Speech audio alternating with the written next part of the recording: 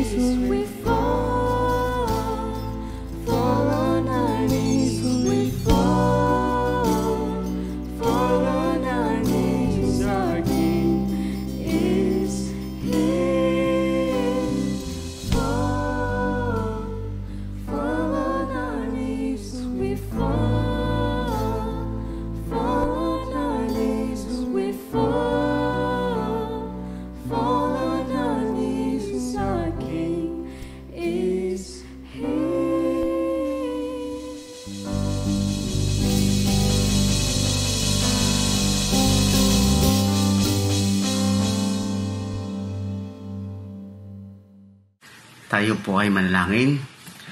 Aming Diyos na makapangyarihan sa lahat, maraming salamat po sa gabi ito, sa pagpapala at biyaya mo po sa amin. O Diyos, pagpalain mo po ang gawain ito, maging pagpapala sa bawat attend at sasamba Panginoon sa pananambahang panggabi Panginoon. O Diyos, pagpalain mo po ang iyong mga salita at ang magbabahagi ng iyong salita, mensahe mula sa Kanya. Gabayan po, pagpalain po, maging pagpapala po sa bawat isa sa amin. Salamat po sa gawain ito. Gamitin po pang lumago ang aming kalaman at ang aming spiritual na pangangailangan. Salamat po sa iyo sa gabing ito.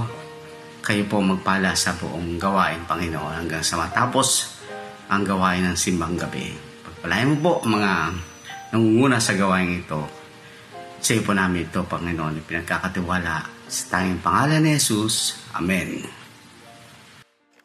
Isang magandang gabi mga kapatid, at muli ay nagpapasalamat ako sa pagkakataon na ibinigay niyo sa akin upang magbahagi ng salita ng Diyos. So, parang napakadali ng panahon na tayo ay nasa buwan na ng Disyembre. At alam natin na tayo ay nagse-celebrate patungkol sa kapanganakan ng Panginoong Hesus. At alam natin na kahit na tayo ay nasa panahon ng pandemyang ito, iba-iba yung karanasan na ating nararanasan. No? May panahon na tayo ay mayroong pagkatakot pa rin dahil sa hindi natatapos na iba't ibang mga variant ng COVID-19. Nandiyan yung Omicron. No? So, sa kalagayang iyan ay para bang naroon pa rin yung pangamba. Pero bilang mga mananampalataya ay kailangan ba nating matakot kung tayo ay naniniwala na kasama natin ang Diyos? So sa ating pag-aaral nito, tunghayan natin kung ano yung ipinapahiwatig sa atin ng mga talata na atin pong pag-aaralan. Sa aklat ng Mateo, Kapitulo 1, talatang 22 at 23, ay ito po ang mababasa natin. Nangyari nga ang lahat ng ito upang matupad ang sinabi ng Panginoon sa pamamagitan ng propeta, maglilihi ang isang birhen at magsisilang ng isang lalaki at tatawagin itong Emmanuel. Ang kahulugan nito'y kasama natin ang Diyos. Manalangin po tayo. Aming Ama, patuloy po kaming lumalapit sa inyo. Nagpapasalamat sapagkat meron po kaming pagkakataon upang magbulay-bulay ng iyong mga salita. Dalangin po namin na ang banal na Espiritu naming Diyos ang siyang lumukob po sa amin upang patuloy po naming maunawaan ang iyong mga salita at mga katotohanan na dadalhin mo po sa amin. Tulungan mo po kami, O Diyos, na ito ay mahayag din sa aming mga buhay bilang iyong mga anak. Sa inyo po namin pinagkakatiwala ang lahat. Sa pangalan po ng aming Panginoong Hesus. Amen. Kanina, nasabi ko na mayroong takot na tayo ay nararanasan. Sa kabila ng ating paniniwala na kasama natin ang Diyos, ay bakit natin ito nararanasan sa ating buhay? Kaya nga bilang mga mananampalataya, isang katanungan ang nasa isip natin, bakit tayo matatakot kung kasama natin ang Diyos? Dito sa binasa natin na mga talata sa aklat ng Mateo, ay mayroong kaisipan na darating sa ating isipan na bakit kaya ito ginamit o sinabi ng may akda ng aklat ng Mateo. So, dalawa po ang ating pag-uusapan kung bakit ito sinabi ng may akda ng aklat ng Mateo. Una, upang huwag matakot at malis ang pag-aalinlangan. No? Kung babasahin po natin yung Kapitulo 1 ng Aklat ng Mateo, ay makikita natin na nasa unahan yung genealogy of Jesus, no? Yung pinanggalingang lahi ng Panginoong Hesus. At doon sa mga talatang 18 hanggang 20, ito naman ay yung karanasan ni Jose noong ang Panginoong Hesus ay bago isilang. So sa madalit sabi, si Jose na magiging asawa ni Maria ay nakatakda ng ikasal. Malapit na silang ikasal. Sa atin, ang tawag dito, no, yung engaged na sila. Nakatakda na silang ipag-isahing dibdib. Ngunit si Maria ay natagpuang nagdadalang tao. At ito'y sa pamamagitan ng Banal na Espiritu. Yan po ay mababasa natin sa talatang 18. Doon sa talatang 19, ipinakita dito na si Jose ay isang taong matuwid. Kaya't ayaw niyang mapahiya si Maria, kaya ipinasya niya na hiwalayan ito ng lihim. Kung tayo ay nasa sitwasyon ni Jose, abay, siguro magkakaroon tayo ng pag-aalinlangan at maging yung takot. Ano? So bakit kaya mayroong pag-aalinlangan si Jose? No? Dahil doon sa kanilang kalagayan ni Maria, na silang dalawa ay malapit na ikasal. Ngunit sabi nga, natagpuan si Maria na nagbubuntis. So mayroong pag-aalinlangan sa kanyang isipan na tutuluyan niya bang pakasalan si Maria o tutuluyan ng hiwalayan. At naramdaman niya rin yung puno ng takot. Bakit kaya siya natakot? Maaring doon sa kaugnayan ng kanilang kultura. No? Dahil ang isang babae na malapit ng ikasal at ito ay matagpuang nagdadalang tao, ay magiging sanhi ito ng kanyang kamatayan dahil sa kanyang kasalanang pangangalo niya. So, tingnan po natin yung aklat ng Deuteronomio, no? Kapitulo 22, mga talatang 23 at 24. So, ang sabi po rito, kapag ang isang lalaki ay nahuling nakikipagtalik sa isang dalagang nakatakda ng ikasal at hindi naman ito humingi ng saklolo, gayong sila'y nasa loob ng bayan, dapat ninyo silang ilabas ng bayan at batuhin hanggang mamatay, sapagkat hindi humingi ng saklolo ang babae. At ang lalaki naman ay lumapastangan ng isang babaeng malapit ng ikasal. Sa ganitong paraan ninyo, aalisin ang ganitong uri ng kasamaan sa inyong sambayanan. Siguro sa isipan ni Jose na kapag ito ay nalaman ng mga taong bayan, yung nangyari kay Maria na siya ay nagdadalang tao, bagamat sila ay malapit ng ikasal, ay magiging sanhi ng kanyang kamatayan sapagkat ito ay isinasaad sa kanilang nakaugalian. No? Kaya yung pagkatakot ay naranasan ni Jose sa panahong yon. At dun sa Kapitulo 20 ng Aklat ng Mateo, Kapitulo 1, talatang 20, ito naman yung nangyari pa rin kay Jose. Sabi doon, samantalang iniisip ito ni Jose, yung nangyari kay Maria, ay nagpakita sa kanya ang isang anghel sa isang panaginip. Sinabi nito sa kanya, Jose, anak ni David, huwag kang matakot na tuluyang pakasalan si Maria sapagkat siya'y naglihi sa pamamagitan ng banal na espiritu. So, doon sa kanilang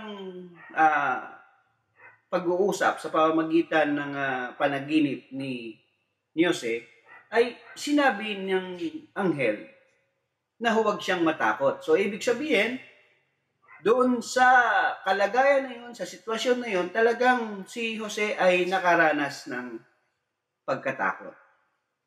No? Pero bago yan sabihin ng anghel kay Jose, meron muna siyang sinabi na una. Anong sabi niya? Jose, anak ni David. No? Napakagandang salita. No? Jose, anak ni David. Okay? Pero kung titingnan natin, hindi si David ang tatay ni Jose. Pero ano ang kaugnayan nito sa talatang ito, no? Doon sa panganganak ni Maria patungkol sa pagsilang ng Panginoong Hesus. No? Ano ang kaugnayan nito doon sa mga nauna ng mga talata doon sa Kapitulo 1 na aklat ng Mateo. So kung titingnan natin from verse 1 following, makikita natin yung genealogy of Jesus.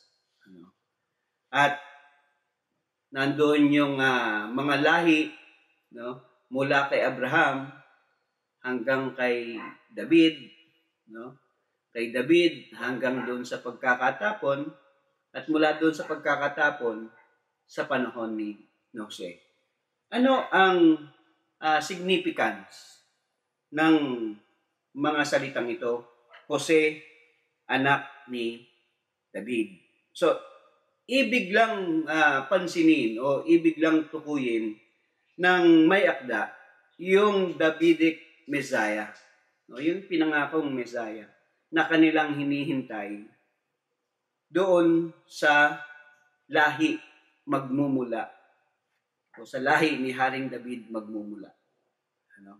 Ibig sabihin nito ay ipinapakita lang na si Jose ay mayroong isang napakalaking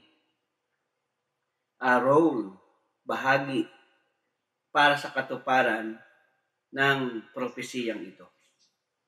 So, ibig sabihin, no, malaki yung part ni Jose sa kapanganakan ng tagapagligtas na kanyang gagampanan.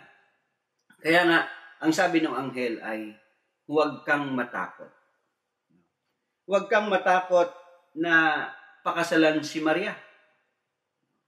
Ang ibig lang sabihin nito is to confirm that Joseph had already decided on his course. Dapat yung kanyang tatahakin na daan, no, sa kanyang pagbabalik kay Maria, dapat talagang decided na siya.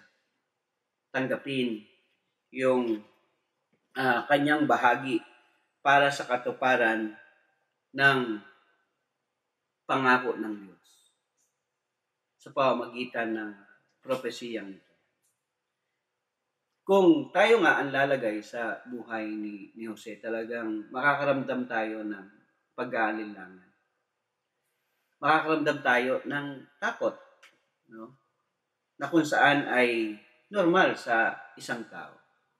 Pero kung ang Diyos ang siyang namamagitan, ang Diyos yung siyang gumagawa, ay marahil yung pagkatakot, yung pag-aalinlangan na nararanasan natin o naranasan ni Diyos ay posibleng maglaho, mawala. Sapagkat sa kanyang isipan, namamagitan ng Diyos.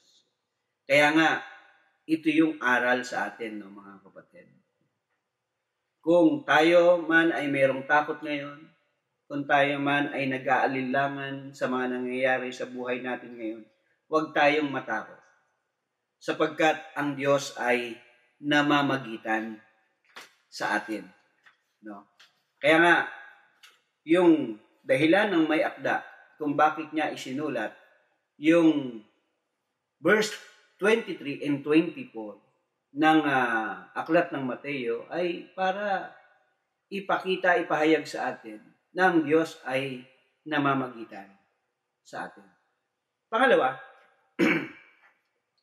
upang tiyakin na ang Diyos ay kasama natin. Ano? Ang Diyos ay naririto lang sa atin. Ano? Kung pag-aaralan natin yung propesiyang ito, kasi ito ay una nang naisulat, kasi nga, sabi nga natin, ito ay propesiya na ipinahayag ng Diyos sa pamamagitan ng kanyang mga propeta. Ito yung makikita natin sa aklat ng Isaiah. No? Sa Isaiah, sa chapter 7, kapitulo 7, talatang 14, ito ang sinabi. Dahil dito, si Yahweh mismo ang magbibigay sa inyo ng palatandaan. Maglilihi ang isang dalaga at magsisilang ng isang sanggol na lalaki at tatawagin sa pangalang Emmanuel, na ang ibig sabihin ay kasama natin ang Diyos. So, sino ba ang sino ba yung kausap dito? Sino ba ang sinabihan dito? No? Kung titingnan po natin yung background ng mga talatang ito, no? Doon sa verse 1 hanggang sa sumapit tayo doon sa kapitulo talatang 14, makikita natin diyan yung pagkatakot din, hindi kay Propeta Isaiah, kundi kay Haring Ahaz. No? Sa ibang salin ay Ahaz, no? Ang binanggit doon. So, ano ba yung pangyayari na yun? So, ang Huda ay humaharap sa pagkatakot dahil sa nagbabantang pagsakop ng Syria at maging ng Israel sa pangunguna ng hari ng Syria na si Rezin at si Peka na anak ni Remalias na hari ng Israel. So basahin natin yung Isaiah 7 verse 1 and 2. Ang sabi roon, nang ang hari ng Huda ay si Ahaz, anak ni Jotam na anak ni Uzias, ang Jerusalem ay sinalakay ni Haring Rezin ng Syria at ng hari ng Israel na si Peka, anak ni Remalias.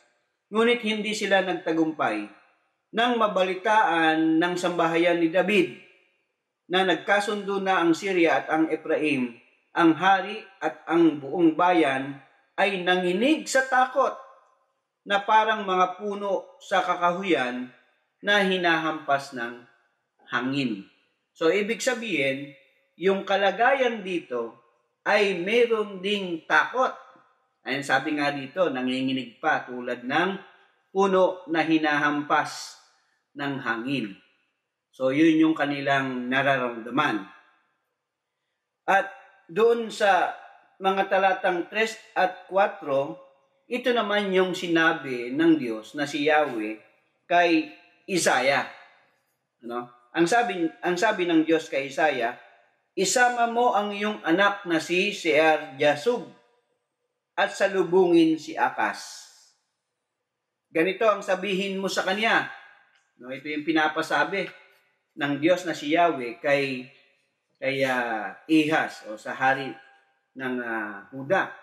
Ang sabi ron ay, humanda ka, pumanatag ka, at huwag matakot. Huwag masisira ang loob mo dahil sa nag-aalab na puot ni Rezin ng Syria at ng anak ni Remalias. na si Peka. Ang dalawang iyan ay parang dalawang kahoy na umuusok ngunit di nagdidingas. Pansinin niyo yung pagpapalakas ng loob ng Diyos para sa mga tao na nasa Huda, maging sa hari ng Huda na si Ahaz. Sa pamamagitan niyan ng kanyang propeta na si Isaiah. Na kung saan ay makikita natin na ang Diyos talaga ang siyang pumapatnubay, gumagabay sa kanyang mga anak. Kahit na ito ay sa panahon ng pagkatakot, pag-aalinlangan. Kaya nga dito ang sabi ng Diyos na si Yahweh na sasabihin ni Propeta Isaiah ay humanda sila. Pumanatag sila o magkaroon sila ng kapayapaan at huwag matakot sapagkat yung mga nagbabanta sa kanila ay hindi naman makapagdudulot ng kanilang kapahamakan. Ang sabi kasi dito, para silang mga kahoy na umuusok lang. Alam nyo ba, pag yung ginagamit natin yung salitang umuusok lang, parang galit lang, galit. Kaya lang, walang power. Kasi bakit? Walang siga eh. Ang sabi dito, sila'y parang mga umuusok lang na kahoy, ngunit hindi nagniningas. No? Kaya nga doon sa verse 9b, no? Ito yung sinabi, ikaw ay mapapahamak pag hindi ka manatili sa iyong pananalig sa Diyos. So, dito meron ng parang warning. Natatakot ka o natatakot sila, pero yung mga kalaban hindi naman talaga nakakatakot. Kasi merong Diyos na naririyan, handang tumulong. No? Kaya nga ang sabi diyan, mapapahamak ka kung hindi ka mananatiling magtitiwala sa Diyos. Alam nyo, minsan sa atin, habang tayo natatakot, nag-aalinlangan, at kapag nawala ang ating pagtitiwala sa Diyos, tayo na rin ang naglalagay sa atin sa isang nakakatakot na kalagayan. Pero, ang sabi nga, habang naririyan ang Diyos, kasama natin ang Diyos, ay kaya nating paglabanan yung mga takot na yan. Kaya nga, doon sa talatang 10 hanggang 11, ito naman yung ipinasabi ng Diyos kay Ahaz. Ang sabi roon sa verse 11, humingi ka ng palatandaan maging sa kalaliman ng Sheol o sa kaitasan ng langit. Humingi ng palatandaan ng sign.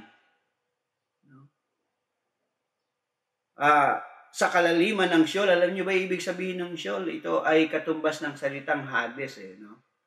Sa kanila ay kalaliman, parang walang hanggang lalim na kung saan ay nakahiwalay ka sa Diyos at palatandaan sa kaitasan ng langit. So, ibig sabihin, walang boundary. At alam nyo, minsan, pag humihingi ng palatandaan, naalala nyo si Gideon para matiyak niya yung kanyang pananampalataya o yung ipinapagawa ng Diyos sa kanya. Humingi rin siya ng sign. Pero dito, ang ipinapakita kay Ahaz, sige, humingi ka ng palatandaan, yung assurance, yung kasiguraduhan na tutulungan siya ng Diyos. Kaya lang, yung isipan, yung puso ni Ahaz ay wala doon sa pagtitiwala sa Diyos. Alam niyo yung sabi niya doon sa verse 12 ng Kapitulo 7 ng Aklat ng Isaiah. Ang sabi ron, sumagot si Ahaz, hindi po ako hihingi hindi ko susubukin si Yahweh. So dito makikita yung kawalan ng pagtitiwala. Kaya nga doon sa karanasan nila, imbis na sila ay magtiwala sa Diyos, ang kanilang pinagkatiwalaan ay humingi ng tulong doon sa mga bansang kanilang kakampi. Na sa tao sila umasa. Kaya dito, ang sabi doon sa talatang 13 at doon sa talatang 14, ang sabi rito, at sinabi ni Isayas, makinig kayo sambahayan ni David. No? Hindi pa ba sapat na subukin ninyo ang pagtitiis ng mga tao at pati ang pagtitiis ng aking Diyos ay inyong sinusubok? Dahil dito, si Yahweh mismo ang magbibigay sa inyo ng palatandaan. No? Ano yung palatandaan na yon? Ang sabi doon, maglilihi ang isang dalaga at magsisilang ng isang sanggol na lalaki at tatawagin sa pangalang Emmanuel. Na ang ibig sabihin ay kasama natin ng Diyos. Alam nyo, napakaganda ng aral na ipinapakita sa talatang ito. Na sa kabila ng mga takot na nararanasan natin, sa kabila ng pag-aalinlangan na nararanasan natin, tulad ng mga taong nasa lumang tipan, pero naroon ng kasiguraduhan na ang Diyos ay tutulong sa atin kung tayo ay magtitiwala sa Kanya. Mananatili sa atin yung pananampalataya natin sa ating Diyos na pinagkakatiwalaan ng ating buhay. Siguro, kung sina Haring Ahaz at yung mga tao na nandoon sa kanyang pamumuno ay nagtiwala sa Diyos, siguro hindi sila masasakop ng Syria. Hindi sila matatalo. Pero sabi nga, ano ang ikakatakot mo kung nasa iyong tabi ang Diyos na siyang gumagawa sa iyo? Mga kapatid, napakahaba ng pag-aaral na ito.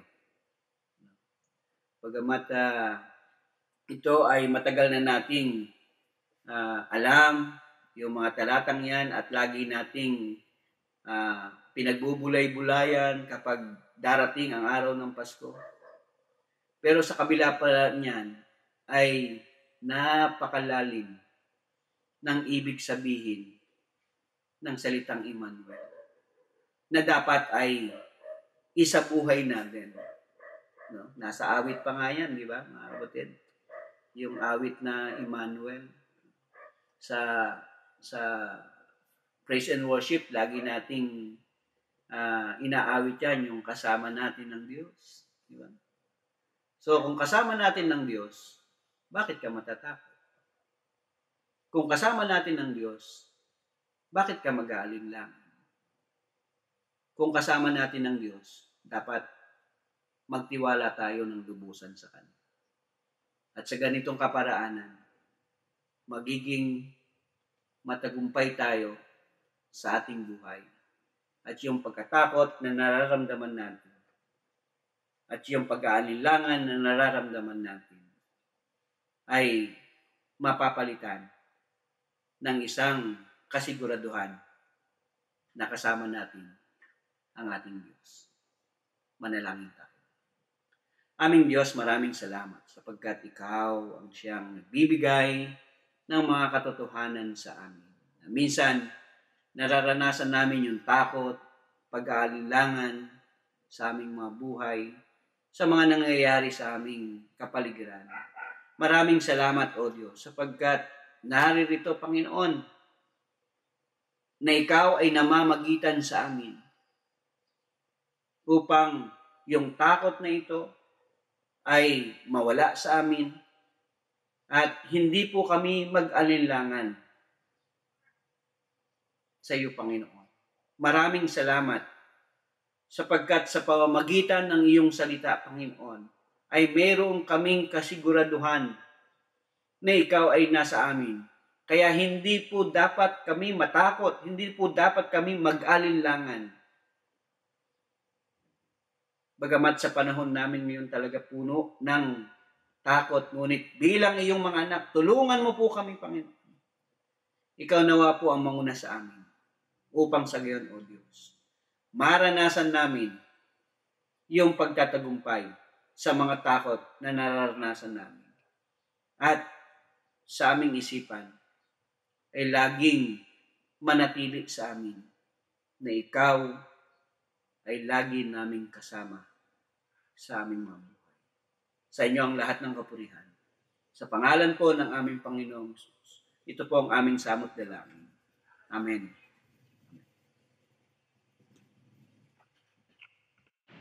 Magandang gabi po sa ating lahat. Tayo po ay dumako sa ating pagkakaloob para sa Panginoon. Babasahin ko ang 2 Korinto 9:7-8. Ang bawat isa ay dapat magbigay ayon sa sariling pasya, maluwag sa loob at di napipilitan lamang, sapagkat ang ibig ng Diyos ay kusang pagkakaloob. Ang sabi sa 8, magagawa ng Diyos na pasaganain kayo sa lahat ng bagay, higit pa sa inyong pangangailangan, upang may magamit kayo sa pagkakawang gawa. Purihin ka, Panginoon. Sambahin ang iyong banal na pangalan. Tunay, Panginoon, marapat kang tumanggap ng mga karangalan, mga pagsamba at pagluwalhati. Ikaw ang unang nagbigay, Panginoon. Ibinigay mo ang aming Panginoong Hesukristo, ipinanganak sa mababang sabsaban, upang ipakita sa amin, Panginoon, ang iyong dakilang pag-ibig at ang kaligtasan, Panginoon, para sa lahat. Pinasasalamatan ka namin, Panginoon, sa iyong ginawa na yun, Panginoon.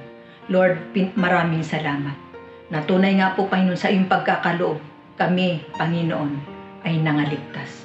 Kami, O Diyos, ay nagkaroon ng buhay na walang hanggan. At narito, O Diyos, ang aming mga kaloob. Bunga, Panginoon, ng mga biyayang aming tinanggap na nagmumula sa inyo. Aming dalangin, Panginoon, pagpalain mo, O Diyos, ang mga biyayang ito, Panginoon, na aming ipagkakaloob. Ibalik mo po, Panginoon, sa bawat isa nagbibigay, Panginoon, na nag-uumapaw, upang marami pa, Panginoon, O Lord, maipagkakaloob para sa inyong gawain, para sa kaligtasan at sa paglago ng pananampalataya para sa lahat. Sa iyo namin, O Diyos, ipinagkakatiwala, Panginoon, ang lahat ng ito. Sa iyong lahat ng karangalan at pagsamba, sa pangalan ng aming Panginoong Hesus. Amen. Maligaya at mapagpalang Pasko muli sa ating lahat. Sa araw na to, tayo uli ay mananalangin sa Panginoon. Ating isasama sa panalangin, of course, yung ating mga kababayan sa Visayas at sa Mindanao na napinsala ng Bagyong Odette, na nawa kahit sa kabila ng pagsubok na kanilang naranasan ay maipagdiwang pa rin nila sa tunay na diwa ng Kapaskuhan itong darating na Pasko, no? Kaya tayo po ay manalangin sa Panginoon. Let us pray.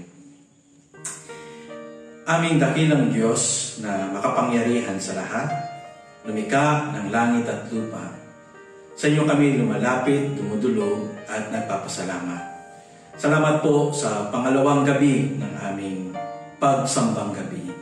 Salamat sa mga salita, sa mga kapahayagan ng banal na kasulatan at sa mensahe mo sa gabing ito sa pamagitan ni Pastor Rico. Salamat po, Panginoon. Nanawa ang mga katotohanan ito ay patuloy na maghari sa aming mga puso at isipan. Panginoon, sa oras na ito, kami ay dumadalahan sa iyo.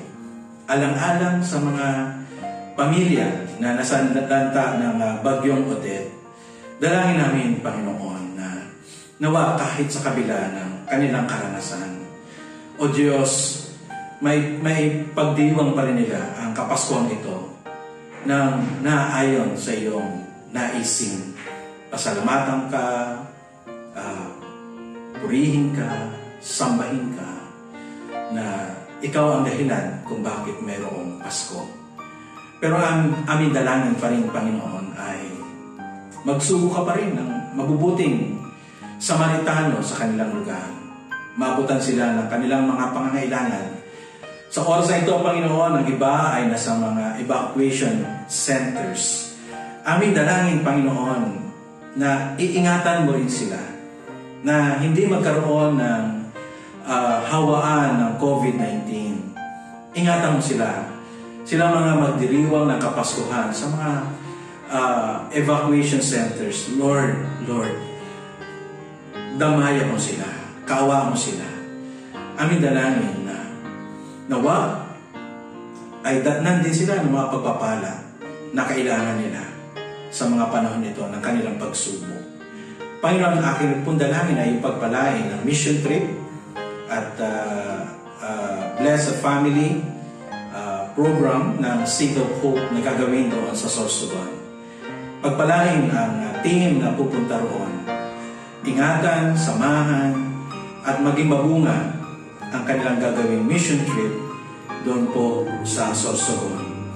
Panginoon, aking pong dalangin na yung pagpalain ang lahat ng iglesia na Seed of Hope sa lahat ng dako, sa Dasmariñas, sa Bañadero, Calamba, sa Canlubang, Calamba, sa Batangas, sa Sorsogon, at yung bubuksang gawain doon po sa Cadiz City.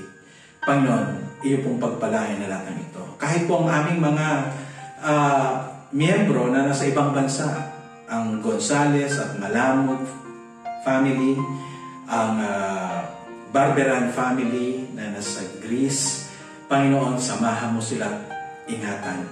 At nawa, kasabay namin silang ipagdiriwang ang kapaswang ito sa tunay na diwa. At iyon ay ang iyong pagmamahal sa amin. Na kayo, aming Diyos, na makapangyarihan, tunay na banal, ay hindi po nangimi na pumunta dito sa lupa upang kayo po ay makipagkasundo sa amin. Marami pong salamat. Ito po ang aming tunay na pasasalamat sa inyo dahil kayo ang siyang lumapit sa amin. Ikaw ang Emmanuel. Ikaw ang Diyos na nasa piling namin. Marami pong salamat. At igawad mo ang iyong mayamang basbas at bendisyon sa bawat sa amin. Na nawa, ang kapangyarihan ng Banal Espiritu patuloy namin maranasan. Ipagkaloob lahat ng mabubuting bagay na kailangan namin sa bawat araw upang maganap ang nais sa aming buhay. At iingatan ang bawat sa amin, ang bawat pamilya sa masamang banta ng pandemya na ito. At ipaliglat ng papuri, pagdakila, pagluwalhati sa pangalan ng Ama, ng Anak, at ng Espiritu Santo. Amen. Magandang gabi po.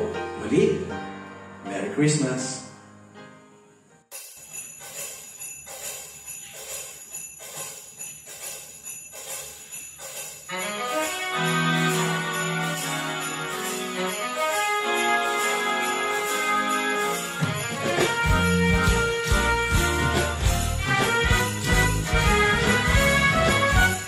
Kaya tuwing Pasko ay dumarating na, bawat isa'y karabang na mo problema. Hindi mo alam ang regalo ibibigay, ngayong kahirap na nito ating buhay. Meron pa ngayang kaluling at Noche Buena, tayo naman ay kapos at wala ng pera. Nakakaya kung muling pagtaguan mo ang iyong mga inaanak sa araw ng Pasko. Ngunit kahit na anong mangyari, ang pag-ibig sana'y maghari. Sapat lang si Jesus na kasama mo, tuloy na tuloy pa rin ang Pasko. Buti pa kaya ang Pasko noong isang taon, sa ating hapat mayroong Kristo ibolat na mo sa pasigit. Happy New Year, mapopospon at ang hamon ay mauwi sa babuo. Ngunit kahit na anong mangyari, ang pag-ibig sana'y maghari. Sapat na si Jesus ang kasama mo, tuloy na tuloy pa rin ang Pasko.